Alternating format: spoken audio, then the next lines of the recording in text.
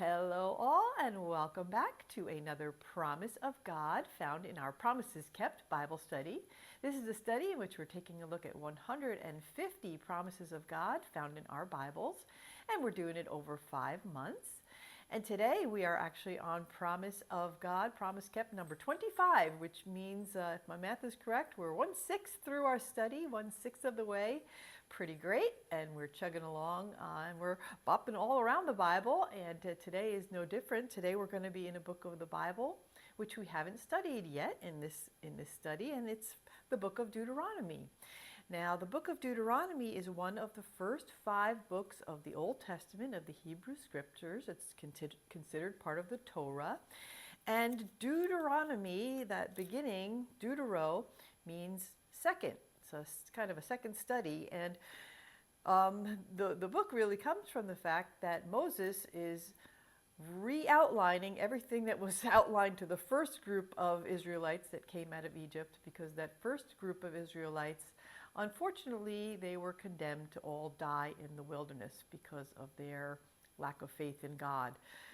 It's really an amazing thing if you consider the fact that that first group that came out of Egypt, they witnessed the entire Red Sea miracle, and yet they were just complaining and whining, and with that, God says, you are all going to die out here in the wilderness, and the second generation of Israelites are going to be the ones that get to go to the promised land. So Deuteronomy is Moses re-explaining to the second group of Israelites, the second generation, all of the different commandments of God. And today, our promise verse is actually found within chapter 7, and it's part of what would be termed the Mosaic Covenant. Now, we have not talked about this word yet.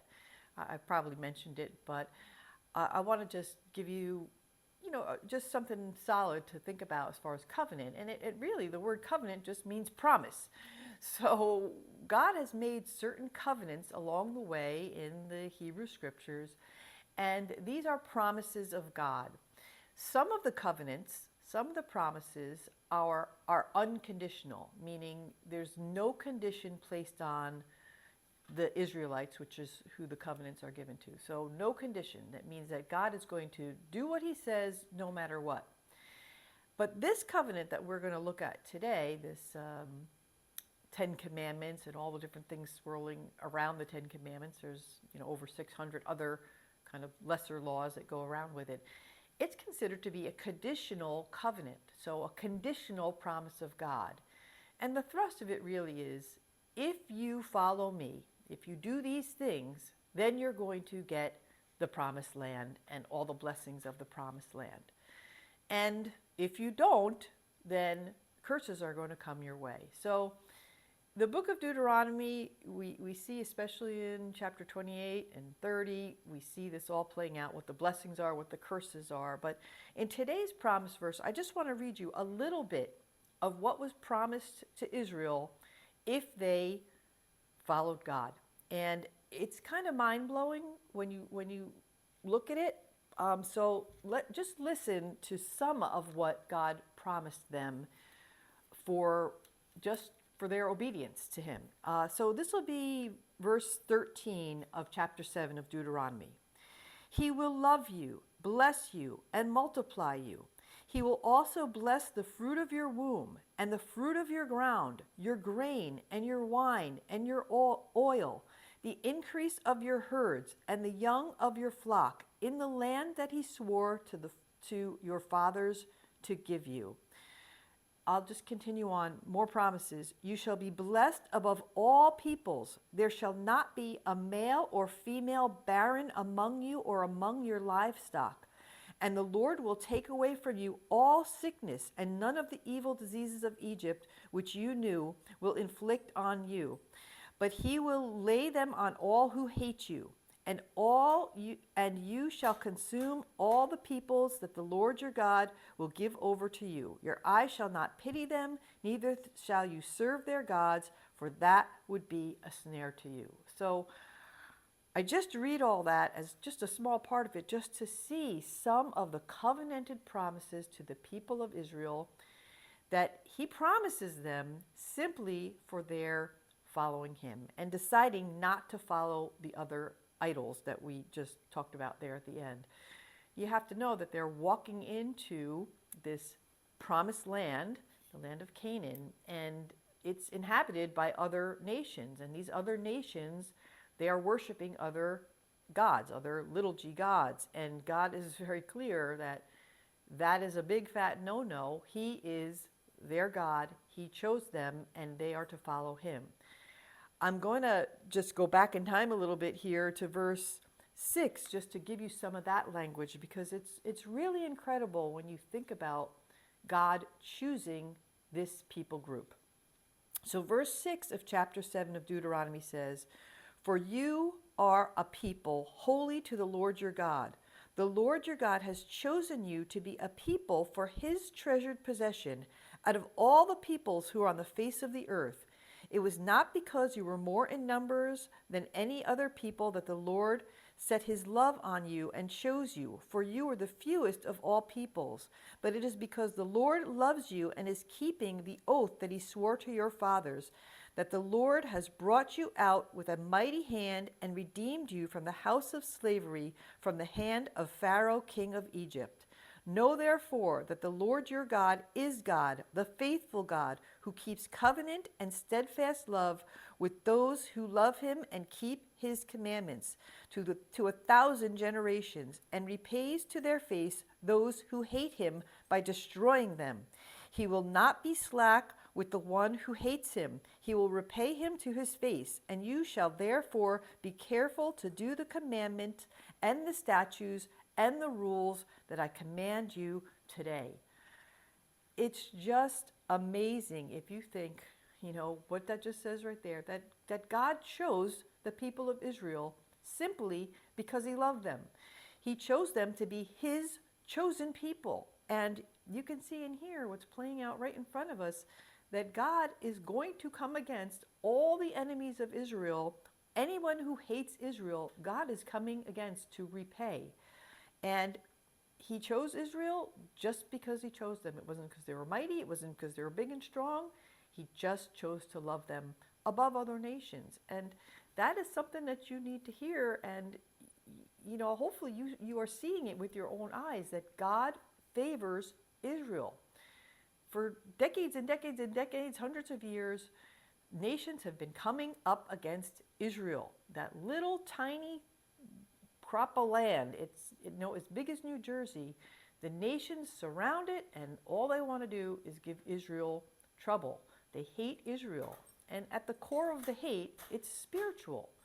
They hate Israel because God loves Israel, and God has put his name on Jerusalem, and it is his. So the nations just rage against Israel, and it's just really, if you see right there, it's a fulfillment of prophecy that God is going to continue to repay these nations that hate his chosen nation of Israel.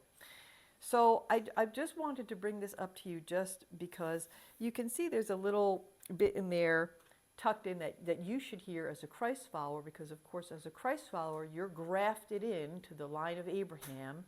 You're considered to be a branch kind of shoved onto the tree there. And it does say here, "Know therefore that the Lord your God is God, the faithful God who keeps covenant and steadfast love with those who love him and keep his commandments to 1,000 generations." So there's a promise within our verses that wasn't our intended promise verse, but it's pretty wonderful to know that you're loved. The steadfast love goes to you too. And there's a caveat in there, keep the commandments. I mean, God is not going to stop loving you, but it also is one of these things, like, if you love him, you keep the commandments. And I just thought it was breathtaking, and I just wanted to bring out to you some of that conditional covenanted promise given to the Israelites, which they failed on, quite honestly.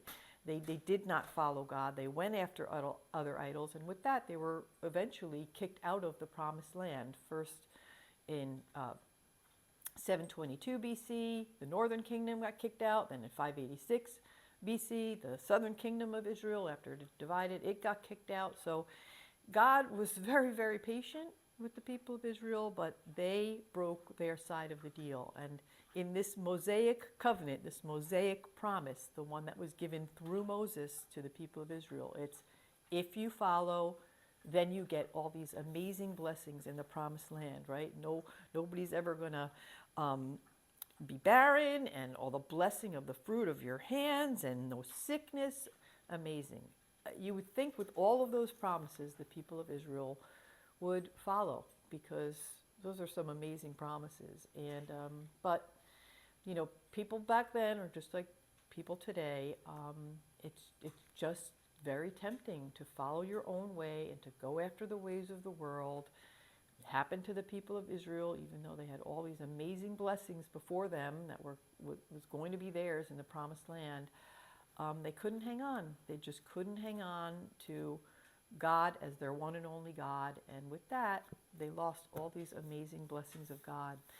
So maybe that's just a little admonishment to you to just keep following the commandments of God. You'll be blessed for it. I mean, these covenantal blessings that were given through Moses, that's one thing. Obviously, God is not promising that to us, never being barren and all that kind of stuff. But still, there are blessings through following. And the blessing of heaven is already yours if you're a Christ follower, so that will never be taken away. But there are also other blessings. You're just blessed if you follow the commandments of the Lord, because you stay under the safety of the shadow of His wings.